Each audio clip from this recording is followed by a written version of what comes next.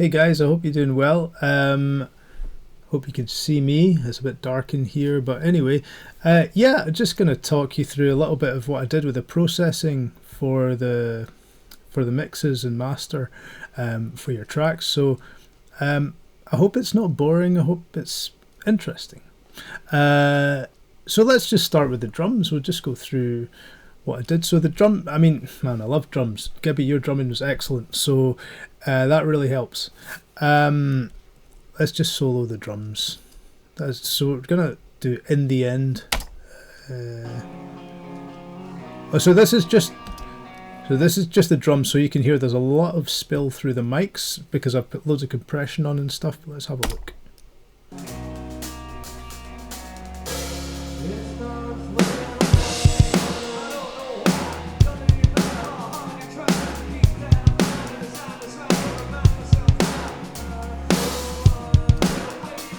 I suppose what would be interesting or worth doing is just hearing the drums dry, wouldn't it?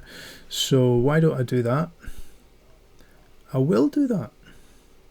So what I'm going to do is let's just take all these plugins off. See what that sounds like. Whoa.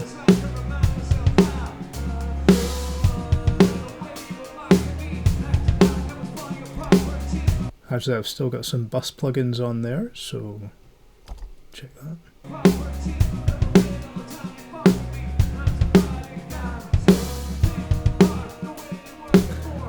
So, first of all, that's a really good clean signal. Gibby's drum mics are really good.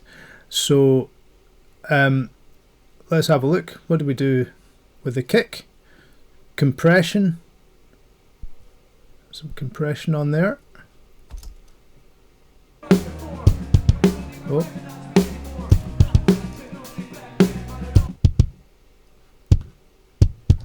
So quite often I'll use a trigger for this, but actually the kick sounded great and the mic sounded great, so I've just got some compression, got some EQ, just lifting it up there for a bit of slap, taking a bit of mids out, and then what else? What's this? Oh yeah, right. This thing is just brilliant. I got this just when I was using your for the purposes of mixing the drums at this gig. After this gig, so this is Oxford Drum Gate, and what it does is it does what it says. It just gates the drum. So if I bypass this is what it sounds like. I'll put it on. It basically cuts out all the background noise, so it's going to be more obvious when I do it on the snare, and that'll be really helpful to clarify what it does. Now the other plugin I've got on here is Transient. This is great for drums. So what I've done with the kick is I've just added a bit of attack and decreased the sustain, so it doesn't decay for quite as long, but it does smack a little harder. So let's see what it's like. That's with it on. Off. Yeah. So it kind of takes away the boom boom boom. Just make it a bit more snappy. So don't have any triggers on the kick because it sounds so good. So snare drum, right? This is the mic'd snare. Let's have a listen. So that's a good sound to start with. Sounds really great. Nice and clean. Okay, what have I got for the EQ? Take off some low end, a bit of lows, and put on some highs.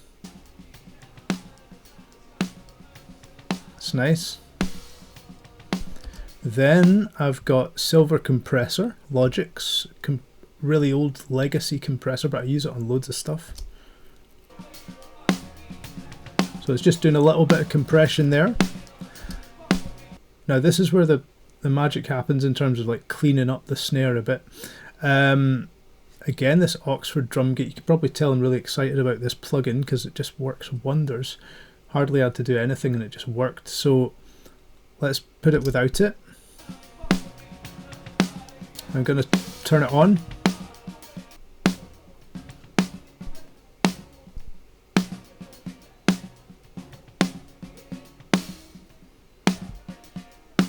And off. Well, let's have a listen to what it does when there's loads of cymbals going on.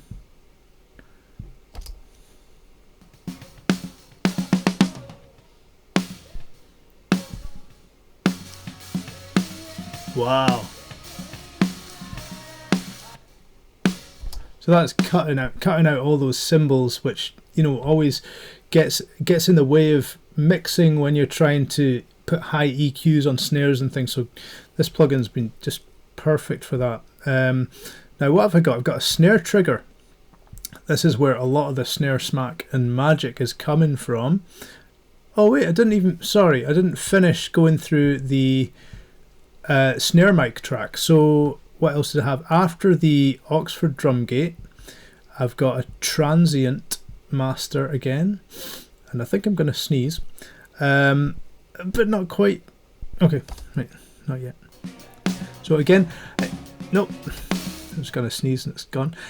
So I've taken some attack out of it, just because too much snap, especially with the triggers as well, it just overdoes it and it makes the drum sound a bit clinical and too close. So, and then I've got some sustain on it, which really helps as well. And then I've got some EQ here, just brightening up. And then I've got another EQ. What's this doing? They're just taking out a bit of 500k with a wide Q. Okay, so here's where it gets fun with the snare trigger. So what I do for the snare trigger is I just literally copy and paste the snare channel because it's got the gate and everything on it, and then I'm just putting the trigger at the end, well pretty much at the end, but then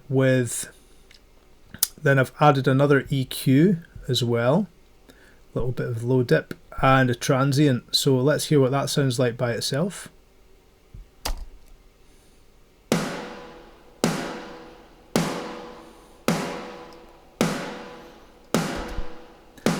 You know, it sounds a little bit like someone in a jail smacking a skip or something like that. But in context, it works really well. So that's what matters the most. So let's see what we've got on that trigger channel. So quite a bit. Got Vinnie Paul mic here. Nice. Then also a bottom snare, because it didn't mic the bottom of the snare, so adding that in on the trigger is really helpful. I've got a room mic, and I've got an overhead mic. Then I've got a brass snare.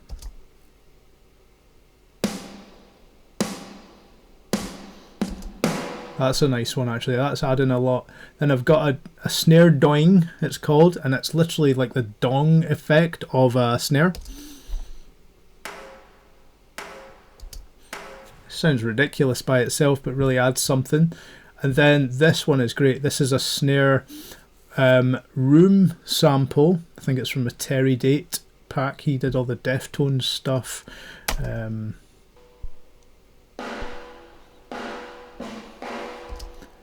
This is super clangy, you know. So all of that mixed together, nice and big and fat. So then we've got toms. Let's just go for a tom fill. Let's have a look. I hope this is interesting enough. Right. Toms, right. So didn't do anything with the tom mics other than gate them. So let's have a listen to this. Let's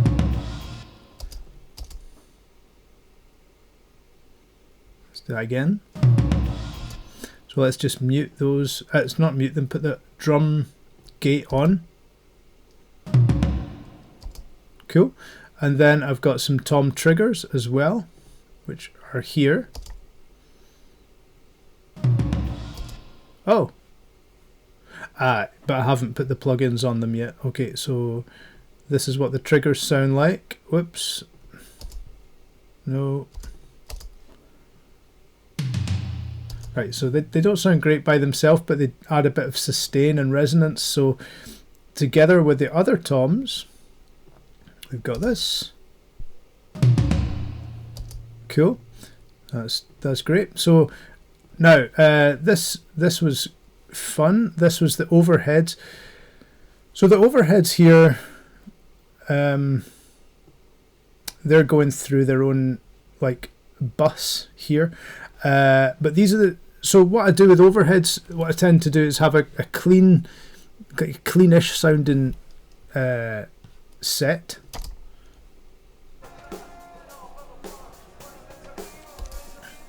So what I've got there, I've got a gain doing a swap left and right. I've got some EQ, just taking all the lows out, all the mud, dipping some nasty high frequencies so the cymbals aren't too harsh. And then what I'm doing is, so I'm taking a lot of the attack out of the overheads, and that's so that I can control the snare more from the snare channel.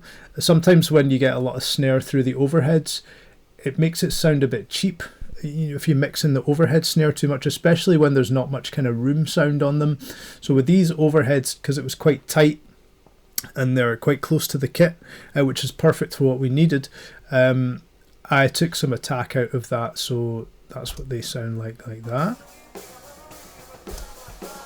Now, the next set of overheads I've got is like the same, exactly the same, copied, but then I've got a ton of processing on it. So again, I've got the gain, I think it's just switching left and right again. Then I've got this excellent Empirical Labs Distressor plugin, which just squashes them. Let's have a listen to those.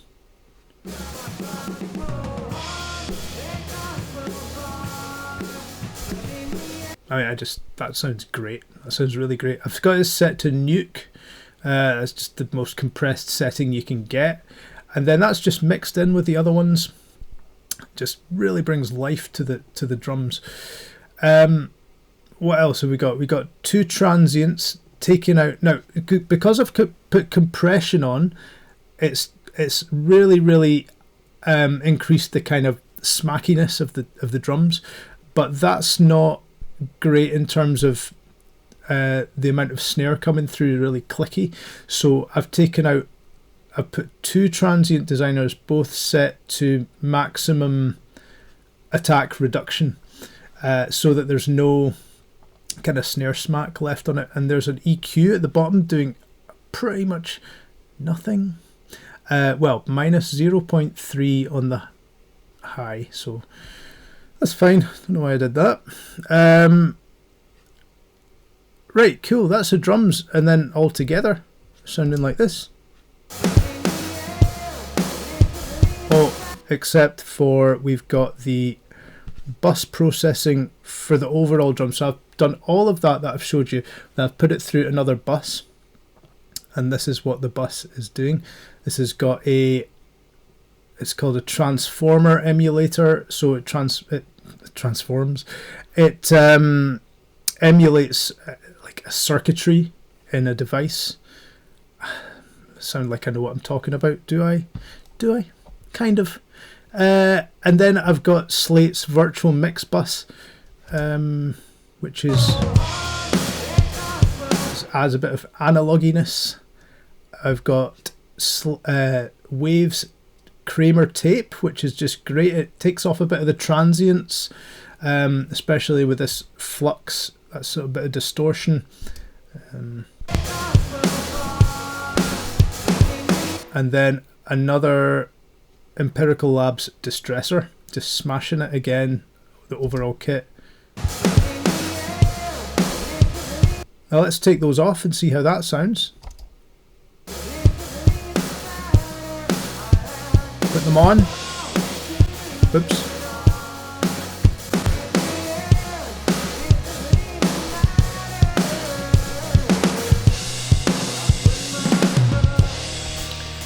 And I find compression really brings out the kind of ghost notes, or lesser sounding, the quieter notes of the snare as well. So that can really help. So that's the drums. Really smacking, great playing from Gibby. Right, what have we done with the bass here? Let's find out. Bass guitar. I think it's literally just got an EQ on it. Okay, so again, great source sounds, guys. This really was a joy to mix because yeah, I was able to not have to do loads, well, apart from all the drums and the vocals, but not so much with the bass. All I've done is taken out quite a lot of high end because it was a little clangy, and even with this you can still hear all the notes coming through.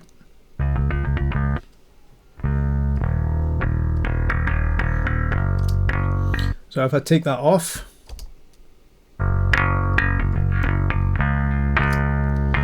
it's a bit graty. So that's just what I've done with the bass. What else is there? Guitars. Gary, great guitar sound. Really great source sound. Let's just play the guitar sound by itself without any processing. I've literally put minimal processing on this guitar.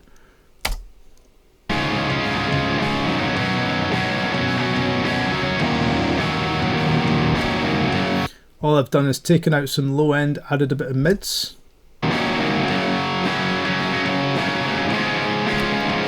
And then to widen the guitar sound, I've got this Plug-in Alliance Brainworks stereo maker. Really handy thing if you just recorded something in mono, which we did. Just stick that on. Well, let's play it off first. Oops. On.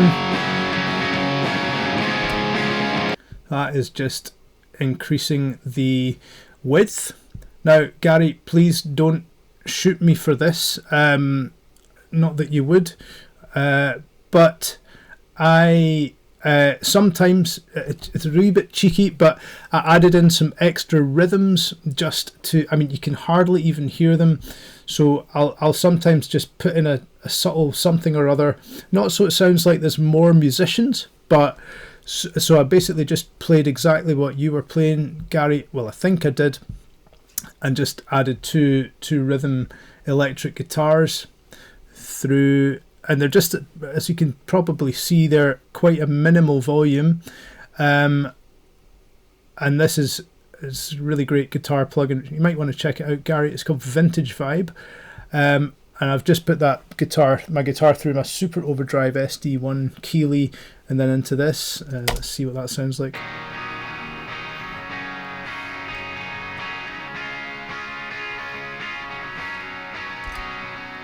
So, you know, a little different from your guitar, but adding in some frequencies that were perhaps not, that were maybe not there, but could help increase the kind of intensity of the choruses, basically.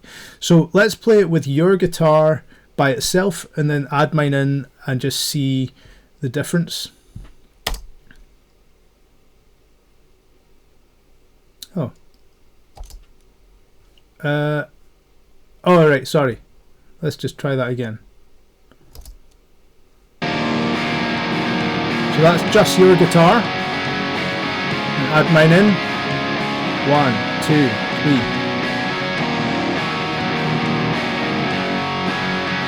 And then off. So not a massive difference, but enough to make a difference within the context of the mix. Let's just hear it in the mix with and without those guitars.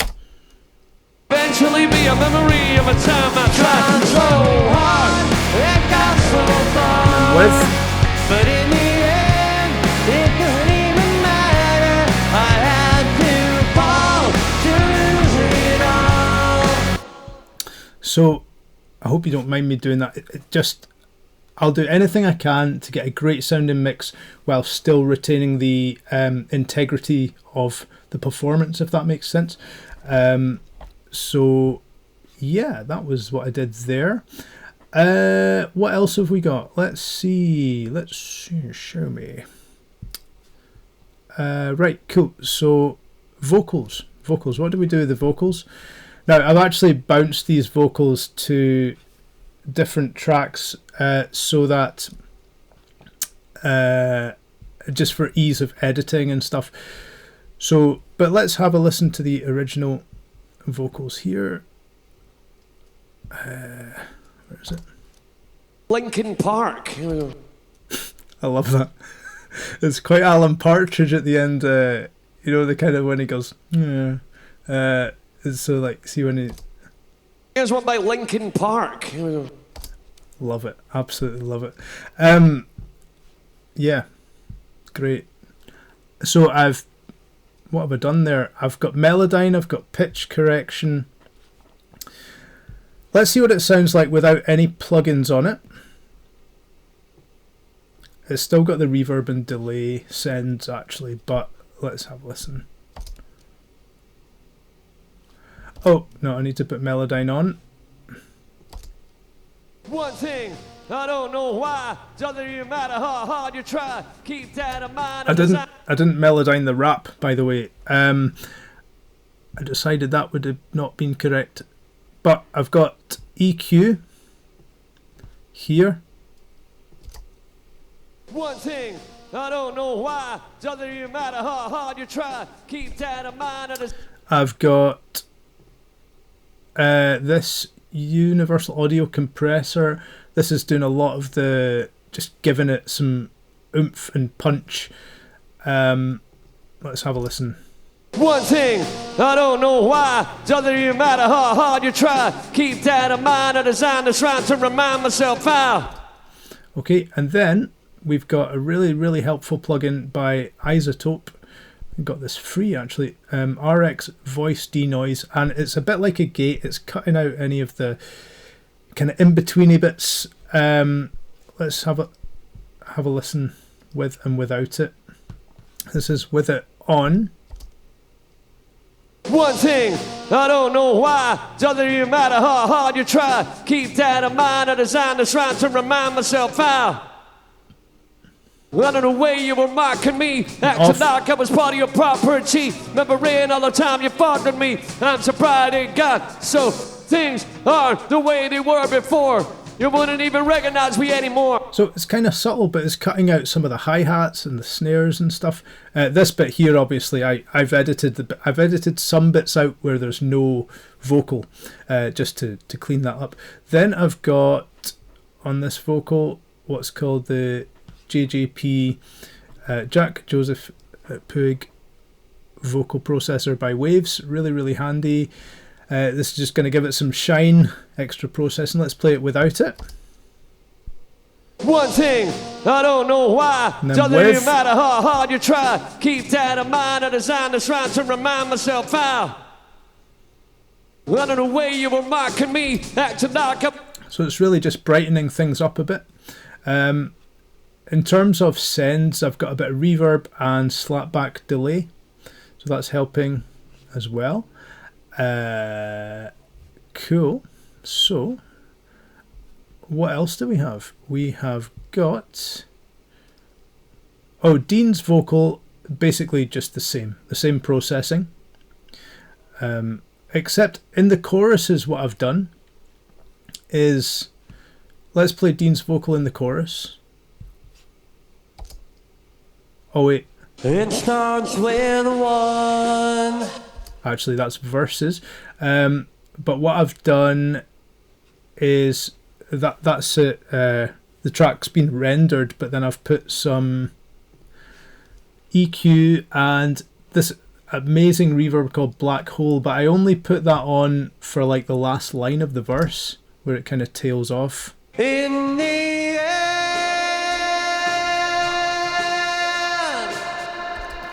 So yeah, that just adds a nice bit of detail in the mix. He's also got, what else was it? Oh yeah, this is a great plugin from Waves. This basically doubles up your stereo field, or adds a left and a right, so it sounds like there's more vocalists singing, but just adds a bit of width and dimension. So let's play that by itself.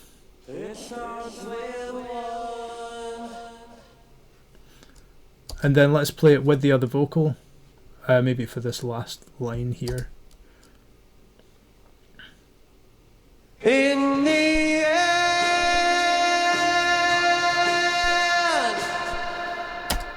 Yeah. So that all really helps just bring loads of cool elements to the track. For Dean's chorus vocals for this, I did a timed delay. I think. Let's have a listen. Tried so hard and gone so far, but in the end, it doesn't even matter. I had to fall to. Yep. So that just gives it more width. So that's great. And then what else was there? Oh yeah. So the iPhone was really fun. Well, really fun. It was helpful. So this is what the iPhone sounded like. But I mean, you'll hear all this, Gibby, when you isolate the tracks. But Linkin Park.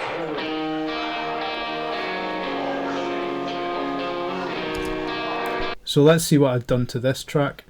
Basically, I have compressed the heck out of it. Let's stick it on a chorus and that will help us understand what's happening.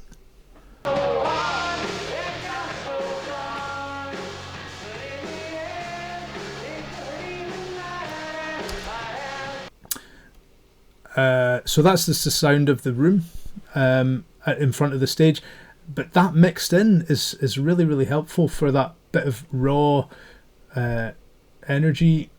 I've done a lot of EQing to that, so let's hear it without that.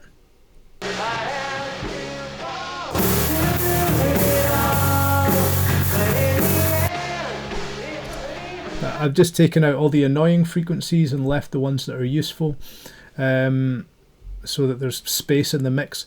Again, I've taken all the attack out of that, added some sustain, just to take away the snare smack, but also bring out the sustain, brings out the room of the microphone. Then I've got this fantastic plugin called Soothe. This is very, very helpful. It takes out really nasty resonances without you doing a lot. So and you can hear what you're taking out. That's super helpful. And then again, the stereo maker.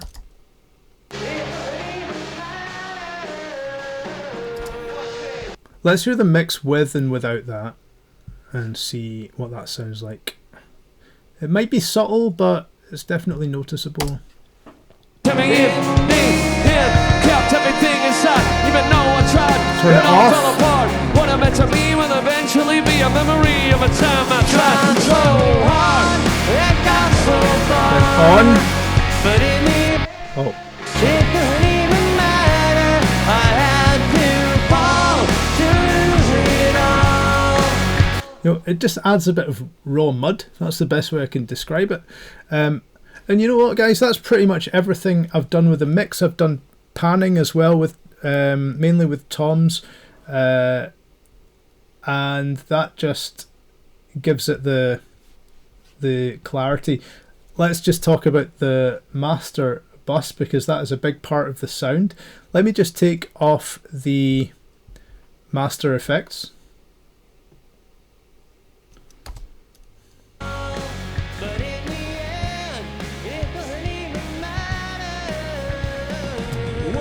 So maybe what I could do is just try and keep the level the same, so you just hear the tone change rather than the level change. One thing I don't know why, doesn't even matter how hard you try. Keep that in mind and design the all the plugins on. Let's turn them off.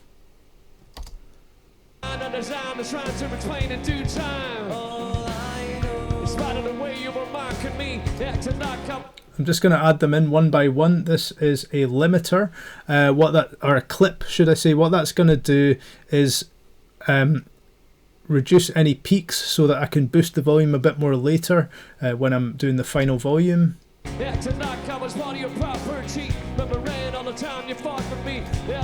Okay, next up we've got that True Iron transformer maker thing again. Let's turn it off. Let's add it back in. Subtle but worth it. This is a really nice Universal Audio tape emulation, Ampex. And on.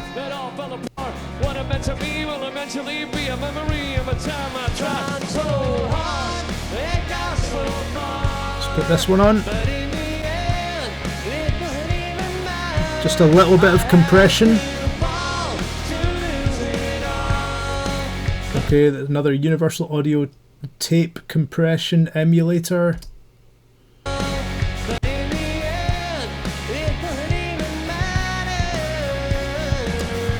Now this one makes quite a difference. It's the Oxford Inflator.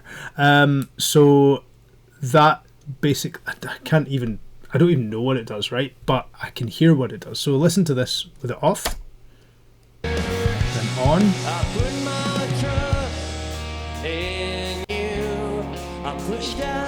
Actually, I'll do it in a chorus, that'll be easier to tell.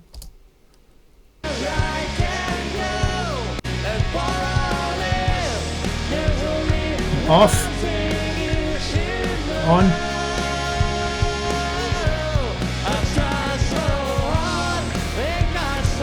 Okay, this is a great plugin, the Master Plan. Another ton of processing, which I just like the sound of.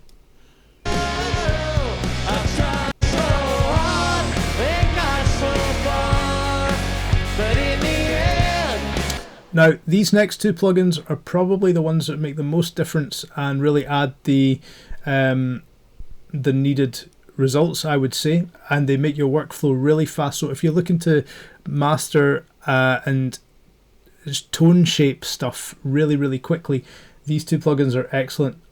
These are from a company called Mastering the Mix. This one's called Mix Room, and this one is called Bass Room.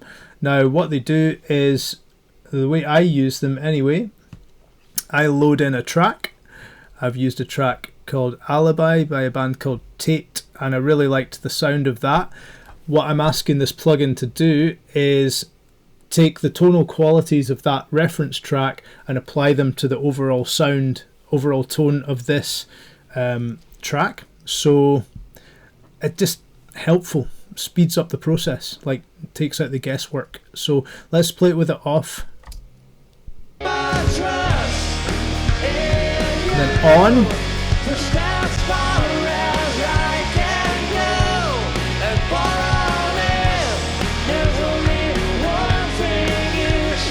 Right, and then this plugin, I really like this plugin because bass is one of those things that I don't always know how to mix in terms of the bass frequencies. So this bass room, let's play it with it off first and then add it in. In.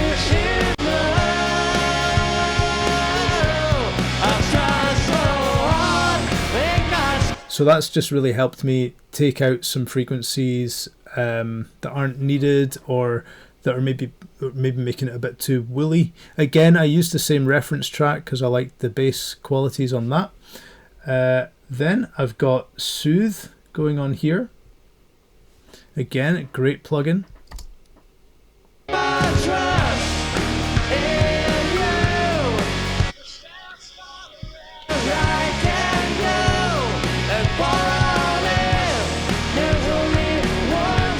just smooths out the overall sound. Then I've got this plugin alliance again, BX Refinement, which is basically taking away some of the high harsh frequencies. So that's it off. Is it on?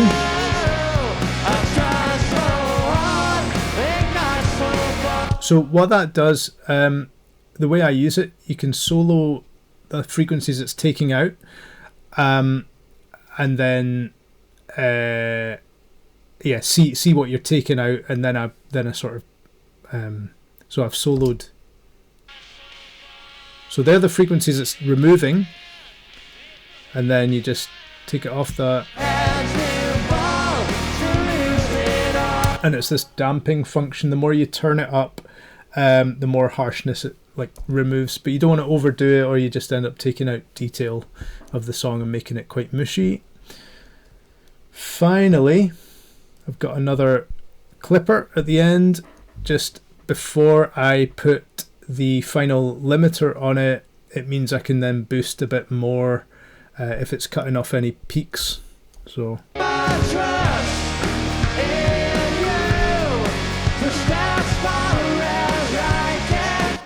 and finally, I've got the finalizer. Well, it's not the finalizer. It's called FGX2 limiter. Really great limiter. So let's turn that on.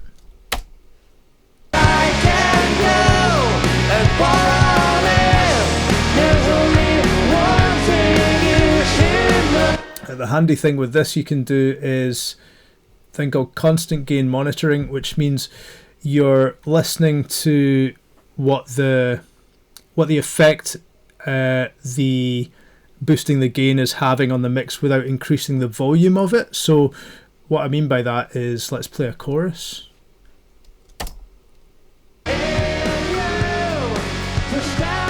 So I can bypass this limiter, but then when I turn it on again, it's not boosting the volume, it's just changing the sound in terms of what the limiter is doing to the overall sound, if that makes sense. So it's not tricking me into thinking it sounds better because it's louder. Let's turn it on.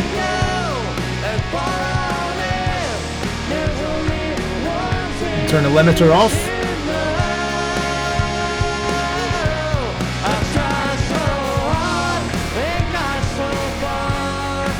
But in the end, it doesn't even matter.